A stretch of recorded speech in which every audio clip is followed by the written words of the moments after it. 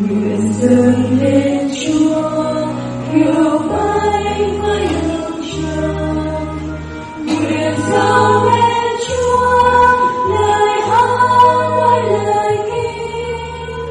Chúa ơi con xin dâng cả tấm thân này, để nên hiến lên chính quyền trước nhan ngài.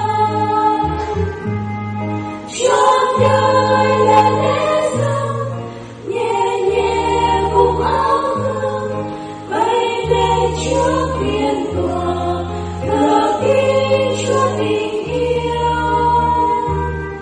Trọn đời là tiếng ca nhịp nhàng cùng viết tâm, ca khen thánh danh ngài đặng nhớ khắp muôn phương.